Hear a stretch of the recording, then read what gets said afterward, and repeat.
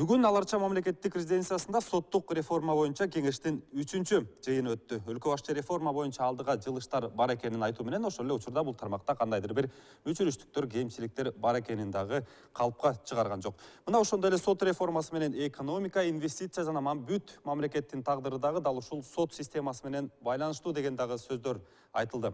Саламатсыздарбы? НТС телеканалынын эфиринде Ар тарап программасы. Менин аты жөнүм Айбек Бийбосунов. Биз бүгүн сот реформасынын алкагында айланасында талкуу уюштурабыз. Урматтуу телекөрүүчү, ушул маселе боюнча кандайдыр бир сиздин дагы туура пикир, түз сурооңуз болсо андан 03:12-ден башталган бизден телефонго байланышыңыз. Мындан тышкары биз сизге сот реформасы натыйжалуу жүрүп жатабы деген суроо салып сабол узаттык. WhatsApp номерибиз аркылуу ооба же болбосо жок деп добуш берүүгө дагы бардыңыздар чакырып кетмекчибиз. Анда бүгүнкү талкуунун коноктору менен тааныштыра турган болсом, биздин биринчи коногубуз Кыргыз Республикасынын Жогорку сотуна караштуу сот департаментинин директору Кубанычбек Капалов. Саламатсызбы? Биздин экинчи коногубуз Бишкек шаардык сотунун судьясы Азизбек Досманбетов. Студиябызга кош келипсиздер. Урматтуу телекөрүүчүлөр, сиздерге дагы бир маалымат менен бөлүшүүгө кетейин. Биздин 3-чү конок катары юридика илимдеринин кандидаты Кайрат Осмоналиев катышат. Ал киши жолдогу тыгындарга байланыштуу бир аз кечигип жатат. Бир нече убакыттан кийин биздин катарыбызга кошулуп калыш керек. Анда бүгүнкү талкуубузду баштай берели. Кубанычбек ага, сизден баштайын деп атам да. Мына 2000 сандарды келтирейин. 2018-жылы 1,6 миллиард сом бөлүнсө, 2019-жылы 2 миллиард 154 миллион сом, ал эми 2020-жылга 2 миллиард 193 миллион сом бул сот тармагында реформаны жүргүзүүгө бөлүнүптүр. Анан эмнеге жумшап атат жана кайсыл иштер жасалды? Туура белгиледиңиз, Айбек мырза. Сиз көрсөтүлгөндөй эле так маалыматты мен дагы айта алам. Бул деген сот тутумунун бүгүнкү күндө болуп жаткан сот укуктук реформасынын алкагында бөлүнүп аткан акча каражаты бардыгы бул мамлекеттик бюджет тарабынан бөлүнүп жатат. Мунун жумшалышы ошол эле жаңы кодекстердин ишке киришинен баштап кабыл алынган тергөө судьялары боюнча бөлүнөт. Андан сырткары өлкө башчыбыз жарыялап кеткен жылга жараша бул санариптештирүү жылы, Кыргыз Республикасынын санариптештирүү жылы, ошонун алкагында сот тутумун санариптештирүүгө дагы бөлүнөт да. Андан сырткары дагы ошо жалпы эле сот тутумунун инфратүзүмүн, имараттарын куруу, капиталдык ремонттордон өткөрүүгө жумшалат. Сот тутумун санариптештирүү деп биз эмнени түшүнсөк болот? Сот тутумун санариптештирүүдө азыр бүгүнкү күндө бизде 2017-жылдан баштап мен айта кетейин, соттордун атайын акт сот кейжи деген сайты иштей баштаган. Бул атайын сайт. Бул деген ошо түзүлгөндөн баштап туруп эле жарандардын, юридикалык жактардын, жалпы эле башка мамлекеттик бийлик органдардын сот адилеттүүлүгүндө болгон мүмкүнчүлүгүн мындай жетишүүгө шарттар түзүү үчүн жаралган да. Ар бир жаран мисалы үчүн ошо сайтка кирип, өзүнө керектүү маалыматтарды алса болот. Андан сырткары да көптөгөн мисалы үчүн азыр модулдарда иштеп жатат, деги эле сот тутумун санариптештирүү боюнча.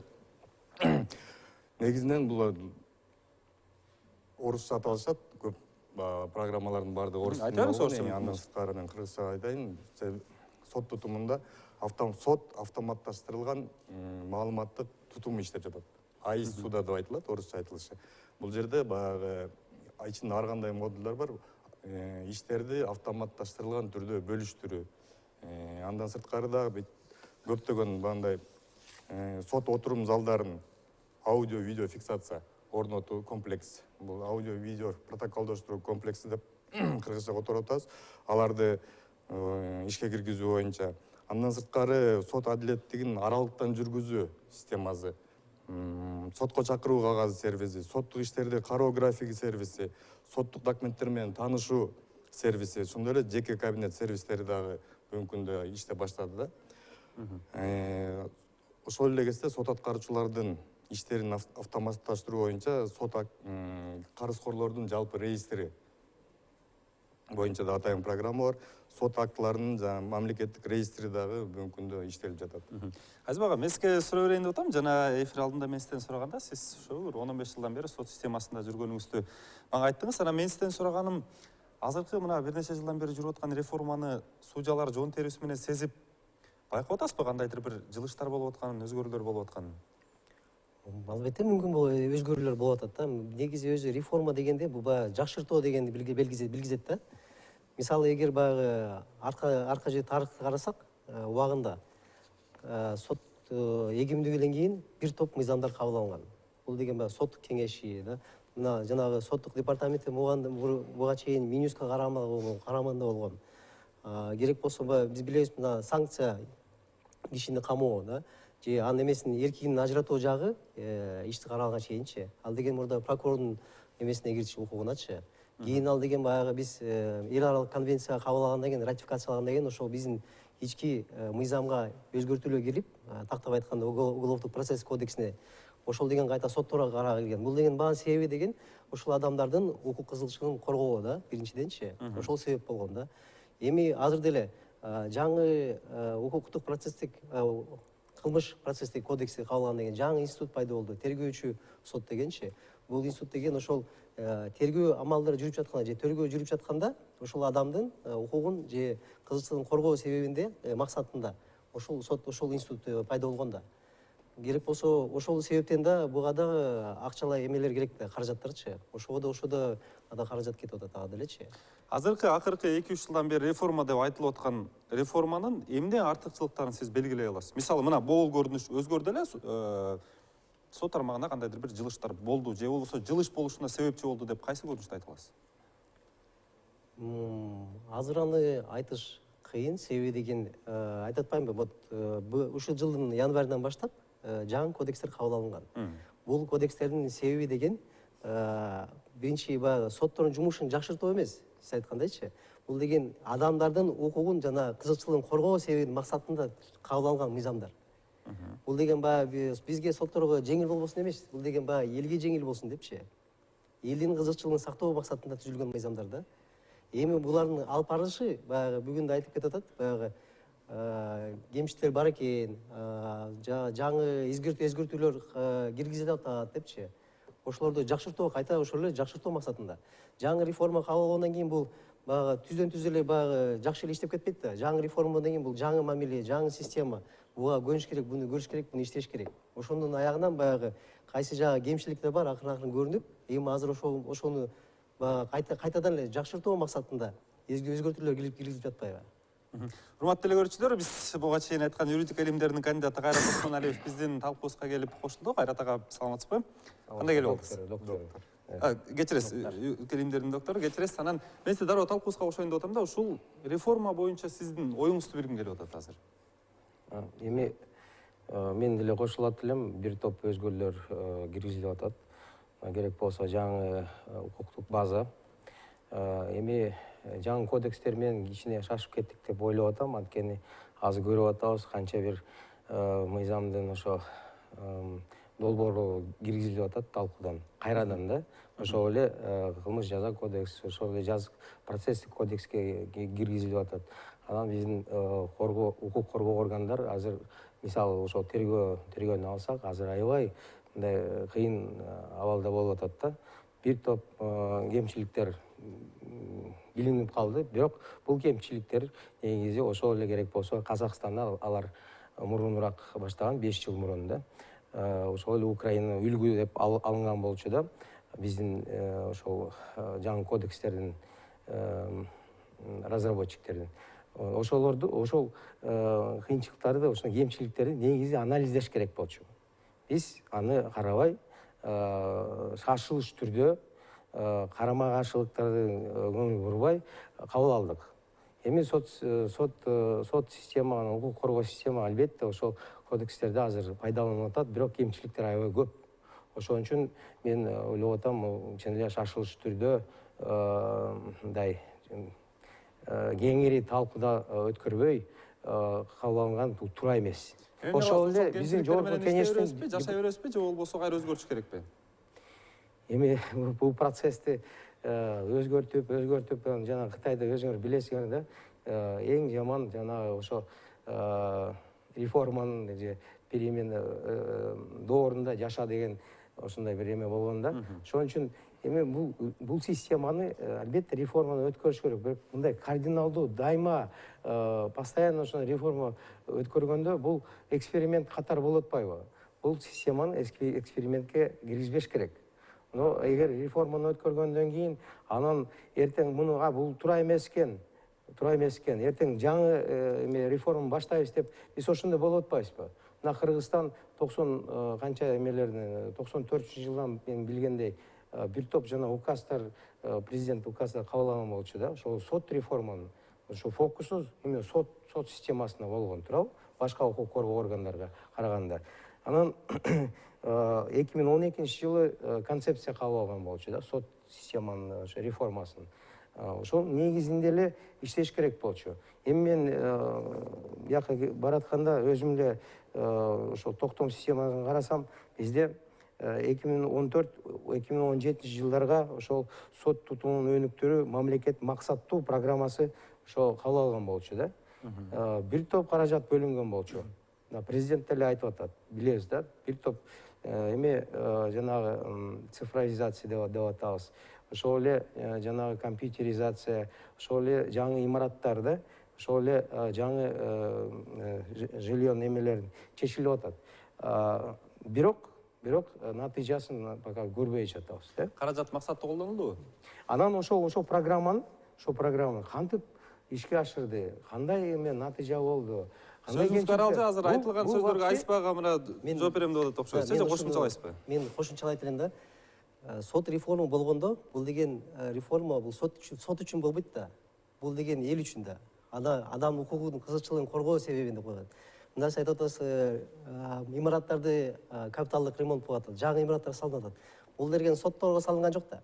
Бул ошол эле залдар, бул деген элдерге ыңгайлуу болуш үчүн салынат. Аудио-видео фиксация деп атабыз да. Аудио-видео фиксация бул деген ошол элдер айткан сөздөрү протоколго баягы жазылбай түшүп калбай, ошол баягы аудиодо, видеодо түшсүн дейт да, туурабы? Бул деген кайтадан эле бул сот үчүн эмес. Бул деген баягы ошол элге үчүн. Элдер баягы ыңгайлуу келип, ошол сотко келип отурган жери болсун дегенде да, ичи ремонт таза болсун делечи. Бул сот үчүн жасалган жок да. Ошондой эле болот. Ушул мыйзамдар кабыл алганда элечи, мен кайта айткым келет. Бул деген бул ошо элдин, адамдардын укугу, кызыкчылыгын коргоо, жакшыртуу, жаңы кодекстер кабыл алынганда биринчи принциптери бул гуманизациялуу болгон. Кээ бир кылмыштарды кылмыштан чыгаруу, майда кичинекей кылмыштар үчүн кишини соттолуу деп эсептебеш үчүн баягы ошолорду чыгарылган да. Бунун себеби деген баягы элдерде мындай эме болуп калды да, баягы реформа десе булар соттор үчүн депчи. Жок, бул деген реформа деген бул эл үчүн ошо. Элдин бул мындай өйдө мындай эмелер, максаттар да. Максат ошол да. Максат. Бирок ишке ашырганда мына канчалык каражат бөлүндү, туурабы? Жаңы укуктук база кабыл алынды. Бирок силердин ошол правосудие дейт, адилеттүүлүктүн эмеси, сапаты жогоруладыбы? Имараттардын эмес, адилеттүүлүктүн чечимдеринин сапаты деп атасыз, туурабы? Кантип эсептеш керек? Максаты бул адилеттүүлүк. Азыр бизде жардамалык түрмөк бар экен. Коом үчүн кызмат кылыш керек, туурабы? Ошол эле правосудияны осуществлять экен, туурабы? Эми азыр керек болсо бирөө сурагылачы. Кандай бир эме өзгөлөр болдубу? Мына, мен сөзүңүз каралды, бизде жардамалык түрмөк бар экен. Жардамалык түрмөктүн астында мен сизге суроо берейин деп атам, ооба же жок деп жооп бериңиз. Бөлүнгөн каражаттар максаттуу пайдаланды деп ойлойсузбу? Эми бул маалымат жок. Кыска, сиздин оюңузча. Мен бул маалымат жөнүндө суммасын анча-мынча билем, бирок кандай бөлүндү, кандай тендер өткөрүлдү? Эми тендер дегенде эле сразу эле ойлонуп каласыңар да. Түшүнүктүү.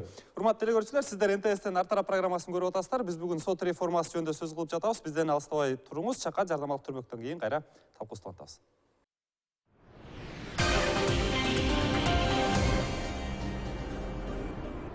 Урматтуу телекөрүүчү, сиз НТСтен ар тарап программасын көрүп жатасыздар. Биз бүгүн сот реформасы жөнүндө талкууну уюштуруп жатабыз. Буга чейин жана бөлүнгөн каражаттар болгондо сөз болуп кеткенде, Кубанычбек ага сиз сөз сурадыңыз да. Барыңыздарга маалымат иретинде дагы бул сот департаменти сот тутумунда турган жергиликтүү сотторду материалдык техникалык жактан камсыздаган жана сот актыларын аткарууга чакыртылган атайын ыйгарымдуу мамлекеттик орган болуп саналат да. Анан бул жерде бөлүнүп аткан акча каражаттар боюнча сөз болду, мамлекеттик максаттуу программа боюнча сөз болду. Айта турган болсок, бул мамлекеттик максаттуу программанын алкагында бизде сот тутумунда жалпысынан 77 сот имараты бар да.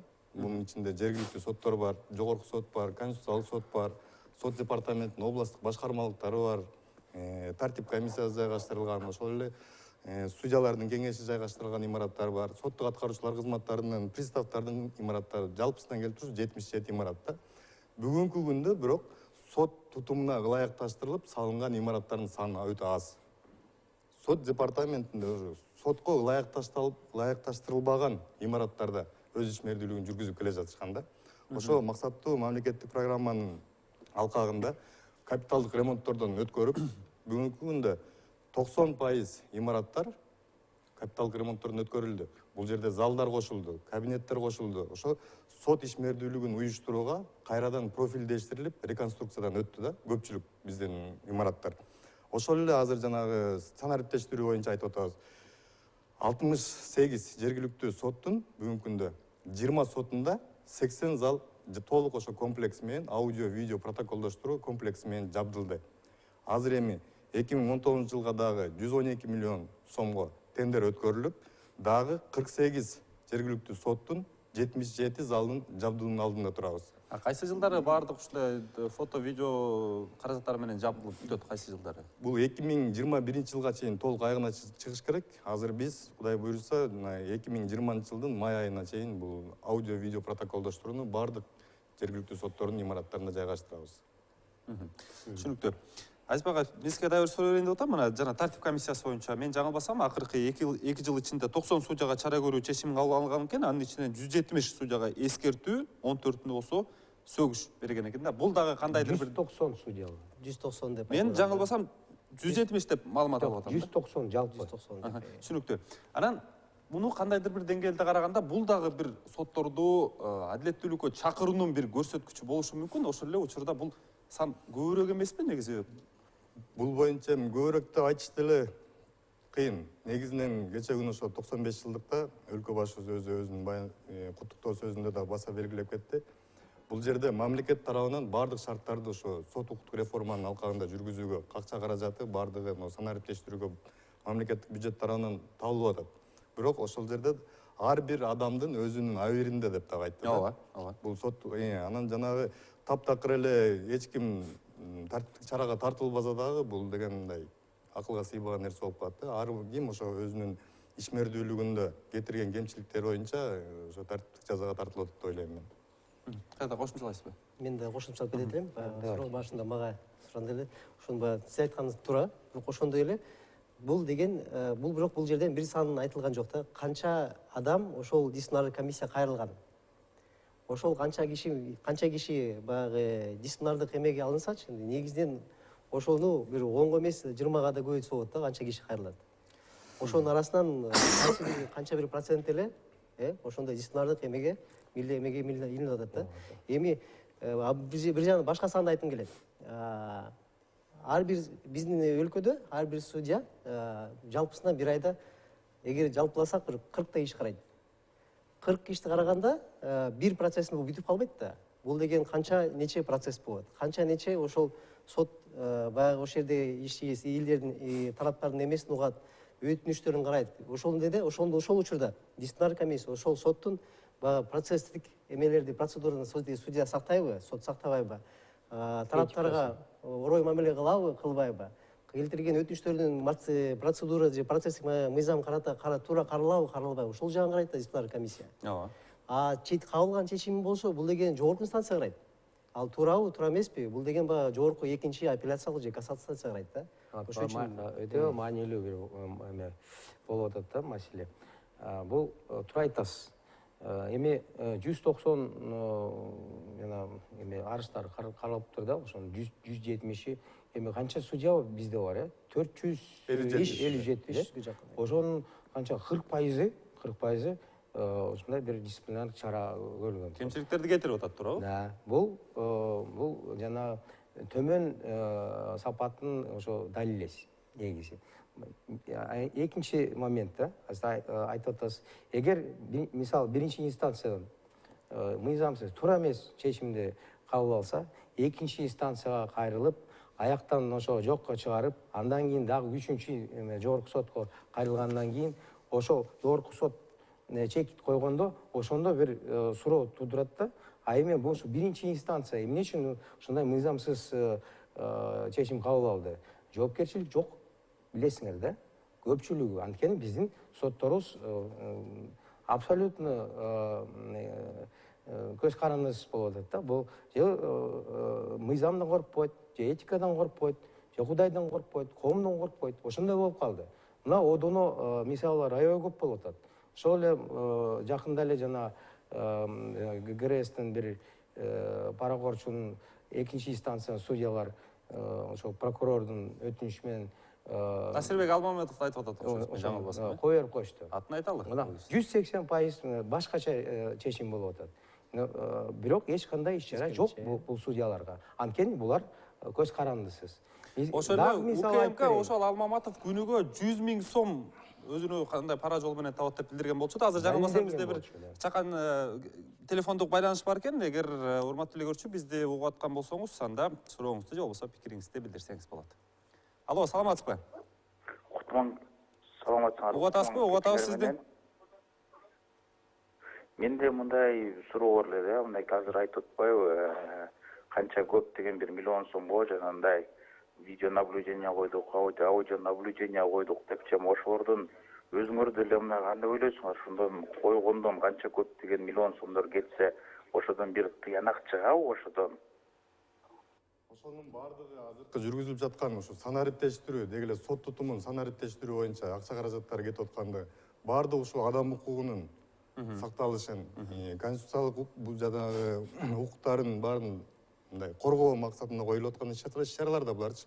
Себеп дегенде бул ошол эле тараптар, мисалы үчүн мына өзүбүздүн практиканы алып көрөлү, ушу жабдыктар, ушу комплекстер коюлгандан кийин соттук процессти өткөрүүнүн дагы мындай кандай десем, соттук процесстерин өткөрүү да мындай жакшы жактарга көп мындай бурула баштады да. Анткени баягы тараптар да өзүнүн маданияттуу алууга дагы, ошол эле процессти өткөрүп аткан судья дагы, ошол процесстин жалпы эле катышуучулары дагы. Андан сырткары ошол каражаттарды биз эмне үчүн коюп атабыз? Биз анан сот тутумуна керек эмес. Ал именно ошо жарандарга керек. Ошо жанагы курулуп аткан имараттар деле жарандар келип өзүнүн сот процессине келген адамдар отура турган жерлери да жок болгон керек болсочу. Соттук процесстер кабинетте өткөрүлгөн. Анан ошол процессти кийин ал эгерде ошо судья чыгарган чечимге нааразы боло турган болсо, ошо аудио, видео протоколдоштуруунун негизинде ал атайын мындай цифровой форматта көчүрүп алып туруп, ал өзүнүн ар жактан укугун толук. Ушул жерден мен сиздерге бир суроо мүмкүн болсо уруксат берсеңиздер кыстара кетейин. Азыр бизге ошо фото, видео боюнча дагы бир катар телефон чалуулар болуп тур. Анан мага жеткиргенде жаңылбасам, көп учурда тараптар ушул фото, видео же болбосо аудио жазууларга кол жетпей калып атат, такыр бербей коюп атат деп атат да. Кандай учурда бересиздер, кандай учурда бербей коюуга мүмкүн? Мунун өзүн жоболоштурулган. Бул деген баягы тараптар алышы мүмкүн, бирок аны жарыялоого баягы болбойт деп эметилет да, тил кат жазышат. Анткени бул ошол процесстин жүргөн жагын мен кошумча айткым келет. Ушул санариптештен кийин аудио, видео болгондон кийинчи, бул деген баягы тараптардын соттун алып барат жагынчы, процесстик эмелерди, процедураны сактоо жагындагы бир топ жакшыртуу жүрүп атат да. Төмөндө да бир топ элечи. Анткени сот деле көрүп жатат, бул аудио, видео запись болуп аткан тараптар дагы көрүп жатат. Ошондой эле апарган жагында нааразычылык да төмөндөп жатпайбы ал жагынданчы. Анан мен жанагы кошумча айткым келет, Кайрат мырзанын айтканындачы, эгер биз статистиканы жалпы карасакчы, райондук соттордун, биринчи станция кабыл алган соттордун жалпылоо жагынан бир 10% гана экинчи станцияга даттаналат. Апелляция инстанция карагандар иштеринин болжолдоп бир 50% гана кассациялык тартипте жогорку сотко датталат. Эми ошол датталгандын күчүндө калганычы, бекемделгенчи. Ошол мен мындай кандай бир адилеттүүлүктү белгисин билсе болот да. Мисалы, жогорку сотко баргандыгын ары бир 40% бузулуп, кайтадан райондорго кетет да.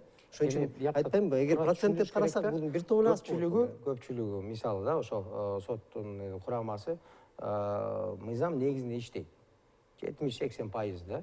А 20% жанагы керек болсо, эгер жанагы бир талаш, материалдуу бир талаштар болсо, ошо коррупция, малым кетейин деген ошондой бир талашта болушу мүмкүн да. Мисалы келтирейин да. Ошол эле межрайонный сот Бишкектин да, белгилүү. Аякта өзүңөр билесиз, миллион деген эмелер талаштар болуп атат соттун. Анан сот албетте өзүнө ойлойт да. Эми эгер мен экинчи срокко дайындалбасам, бир жыл калды мисалы да, алтын парашют кармап алайын деп мыйзамсыз чечимдерди кабыл алат. Андай фактылар бар. Керек болсо мен силерге айтып берейин. Мына судья Ишалиев, ошол эле жана мен Боршековдун иштегенин билем да. Жана бир талапкер анын мандаты алынган болчу. Биздин Бишкек аймактык шайлоо комиссиянын чечими менен. Ал сотко кайрылып, биздин да чечимибизди, ТИКтин да чечимин жокко чыгарып, кайра мандатын де факто алып алды деп койсо болот да. Аны эптеп, септеп, ошо одону мыйзамсыз соттун чечимин жогорку сот оңдоп берди. Рахмат. Бирок муну жана судья Ишалиевдин эч кандай жоопкерчилиги жок. Анан биз билебиз, жанагы талапкер Боршайком деле катышкан эмеге мүчөлөргө кайрылып, мага колдоп бергиле депчи. Ошол эле ТИКтин эмелерине мүчөлөрү. Ошол биякта коррупциянын эмеси прям жыттанып көрүнүп аткан болчу. Анан ошол судья золотун алтын парашютты кармап алайын деп, ошондой бир логикага дал келбеген мыйзамсыз чечимге барды. Ошол эле Ишалиев керек болсо, мына Туркиядан бизнесмендин, биздин бир түрк бизнесменибиз мүлкүн жана бир ресторанын тартып алды. Ошонун чечими менен экинчи инстанцияны жокко чыгарып, анан жогорку сотто чек коюлду. Бирок каршы эмеске бир суроо берейин жок. Дагы судьяларды айтып берейин, керек болсо. Исандагы коркпойт. Жалпылап айтыңызчы, бир карынмайды чирите турган кумалак бардык тармакта бар. Ал эми жанагы сиз айтып аткандай судьялар көппү же азбы? Мен ойлойм, 10%-тын тегерегинде, анан ошол 10%-тын жанагы дисциплинарный комиссияга кайрылган 100 канча 70 ошолорго бир эмес бир топ чаралар көрсөтүлгөн, да, туурабы? Ошондой деле фактылар бар. Бирок иштеп атышат. Мен бул жерден баягы такыр эле мыйзамсыз паралы менен алынган чечим болгон деген айтылыш баягы юрист жагында да туура эмес деп ойлойм да. Эгер сиз деле юристсиз, докторсуз, эми эгер ал мыйзамсыз болобу, пара менен чечилеби, ал деген буга деген ким баа берет?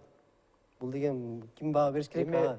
Эми албетте укук органдары баа бериш керек туурабы? Бизде азыр кечиресиздер. Кармаш керек. Кайрата, сөзүңүз колдон кармаш керек. Кечиресиз, бизде дагы бир телефондук байланыш бар экен. Алло, саламатсызбы, урматтуу көрүүчү, эгер бизди угуп аткан болсоңуз, анда сурооңузду узата бериңиз. Алло. Угуп атабыз сизди. Алло. Угуп атабыз, сурооңузду узата бериңиз. Алло. Угуп атабыз сизди. Алло, угуп атам? Ооба, угулуп атат. Алло, саламатсызбы? Саламат. Мен Сокулуктан чалып атам. Мен суроомду Кайрат мырзага. Кайрат мырзага туура айтып атпайбы? Биринчи инстанцияда бир чечим чыкты да, туура эмес. Анан экинчиден дагы чыкты, башкача туура эмес. Анан кийин жогорку сот үчүнчү баягы. Ал туура чечим кылып койду, экөөнүкүн жокко чыгарып туруп. Ошондо эки судья эмне үчүн мисалы жоопко тартылбайт? Эгерде бул эки судья дагы биринчи менен экинчи инстанция. Түшүнүктүү, урматтуу телекөрүүчү, сиздин сурооңуз түшүнүктүү болду окшойт. Азыр бизде бир чакан жарнамалык түрмөк бар экен, андан кийин анан телекөрүүчүнүн суроосуна жооп алып берели.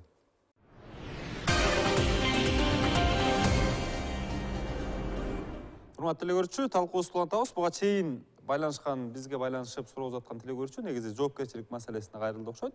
Буга чейин кандайдыр бир туура эмес чечим чыгарып, анан өйдө жактан бузулса, ага чейинки чыгарган чечимдердин жоопкерчилиги боюнча, ошол боюнча кимиңиздер жооп бересиздер? Мен мындай ойлойт элем, чын эле проблема бар да. Биринчиден соттор көз карандысыз. Кандай чечимди кабыл алса, анан жооп бербейт. Эгер чын эле жана пара менен мындай поличным деп орусча айтса кармалса, анда бул башка маселе да. Ошондо дисциплинарный комиссия жана өзүнүн чечимин кабыл алып, эмеге жоопкерчилик тартылат да, уруксатын берип. А башка ситуацияларда нараазычылык болуп атканда, одону бузуп атканда да, бизде негизи мында механизм жок да, механизм. Биз айтып атабыз, мисалын келтирип атабыз, бирок бир да жумушчу топ жок. Ошол соттук коррупциянын негиздери да, соттук коррупциянын булактары, коррупциянын схемалары керек болсо да, кандай бул бирдей эле туруктуу схемалар. Ар бир соттордо керек болсо ошо Баткенде болобу, Бишкекте болобу окшош. Бул теманы эч ким изилдебейт. Жумушчу топ жок. жумушчу топту уюштуруш керек. Ошол эле урматтуу президент жумушчу топту уюштуруп, ошол эле билесиңер, атай аппарат президенти сот реформа боюнча отделы бар да. Ошол отдел көзөмөлдөш керек. Керек болсо Коопсуздук кеңешинин алдында жумушчу топту уюштуруп, 1-2 ай берип, изилдеп, анан конкреттүү жана рекомендацияны бериш керек. Кандай өзгөртүүлөрдү жанагы мыйзамдарга киргизиш керек, соттук практикасына. Мисалы, ошол эле айтып кетейин да. Жакында мен соттун практикасын изилдесем, силерде жогорку соттун пленуму 1992 жылы, 94 жылы, 96 жылы болгон соттук практиканы пайдаланып атасыңар. Бул силерде жана бүтүн бир соттук практика жок. Бир сот мындай чечим кабыл алат, экинчи сот башкача.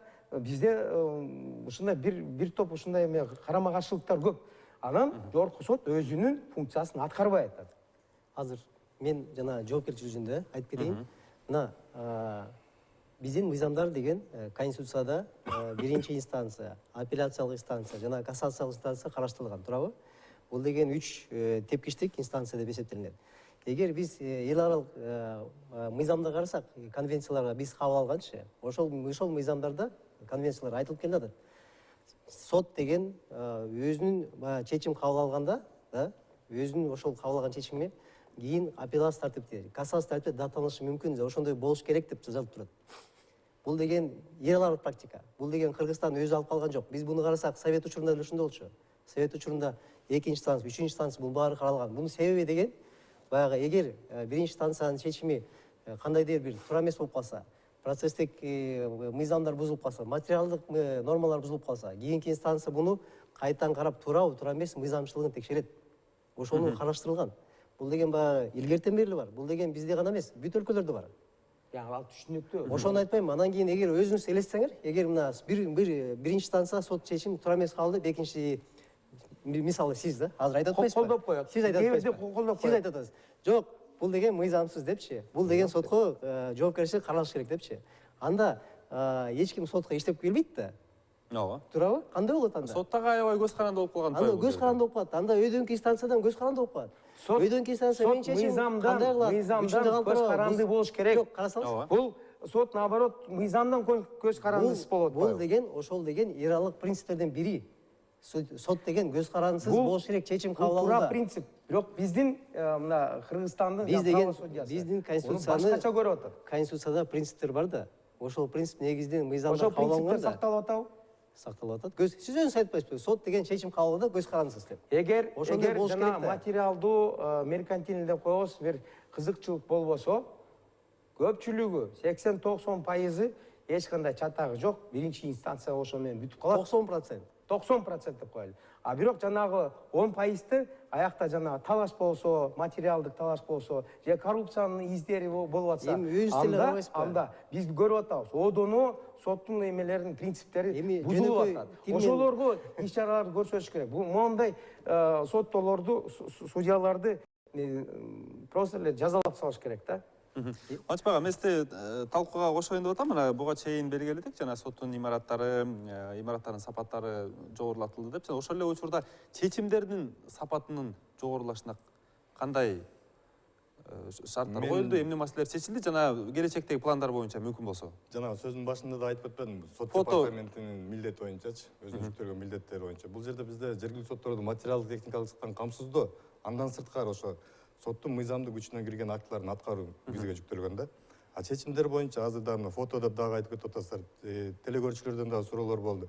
Ушунун баардыгы ошо ачык айкындуулукка жетишүү үчүн жасалып аткан, тартылып аткан акча каражаттары да. Андан сырткары бул чечимдердин сапатын жогорулуп кетти, андай мен укуктук бааны бере албайм. Бирок жанагындай фото, видео фиксациялар ошо жогорулатышы мүмкүн, туурабы? Албетте, ошо ачык айкындуулукка алып келиш керек. Бул өзү деги эле могу цифровизация деп, санариптештирүүдө бул башталгыч кадамдар. Бүт нерсе мындай кадам менен баардыгын чогуу баштаганга биздин каражат да туура келбейт. Бирок бул теория. Практикада бул өтө ыңгайсыз болуп атат да пайдаланганга. Мисалы.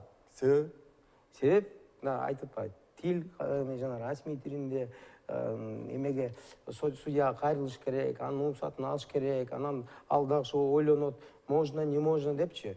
Ошондой да практика. Жок, мисалы үчүн сот процесси жүргүзүлгөндө соттун ал тараптардын да укук милдеттери бар да, туурабы? Бизде негизи принцип деп атабыз. Эки адам соттошуп атса, Конституцияда, кайрылып башка калганда эмне кодекстерде кыйынчылык да, бизде жазып ачык калганда? процесстер. жок, Башка өзүңөр билесиңер, жана купуялуу маалымат болсо, эмелер алар жабык болот. Ал көп болсо 1 эле пайызы да Азыр эле. андан да аз болот да.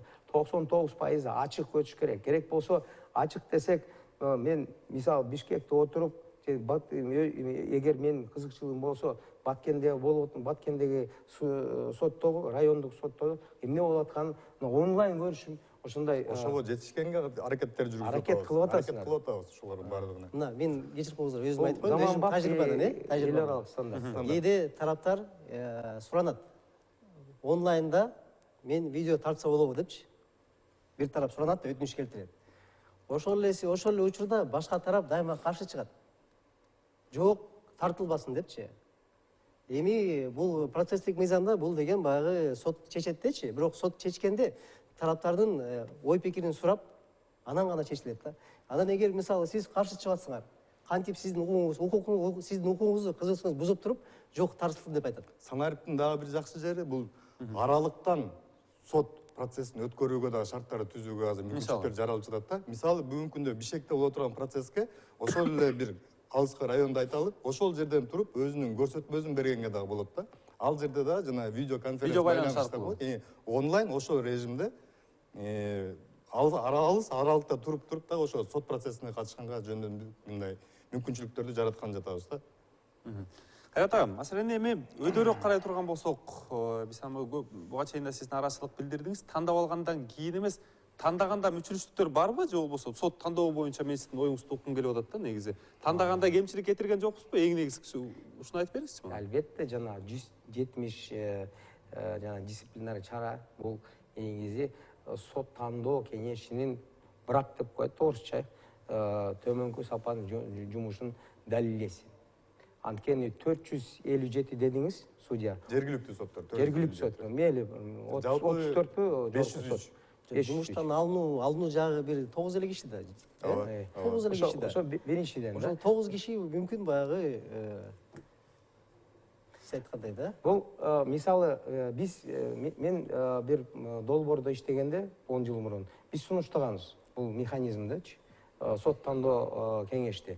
Бул мисалы ошол эле Италиядан алсак, ошону сунуштаганбыз. Алар жана прокуратуранын эмелери, өкүлдөрү, адвокатуранын өкүлдөрү, судьянын өкүлдөрү жана профессор, юриспруденция профессорлор катышыш керек да, ошо сот тандоого. А биз азыр көрүп атабыз, ким тандап атат? Жөн эле жанагы эмеде жогорку кеңеште фракциялар өзүнүн жана сунушун берип атышат, акта бул принцип сакталбай атат да. Негизи. Ошон үчүн бир топ нааразычылыктар бар сот тандоо кеңешине. Аны кененирээк талкуулайбыз да. Түшүнүктүү урматтуу коноктор, тилекке каршы бизге бөлүнгөн убакыт аягына келип жетти. Келип бергениңиздерге баардыгыңыздарга ыраазычылык билдиребиз. Биз бул маселени дагы алдыда ушул эле программада жана башка программанын алкагында дагы талкуулайбыз деп сизге айта кетейин.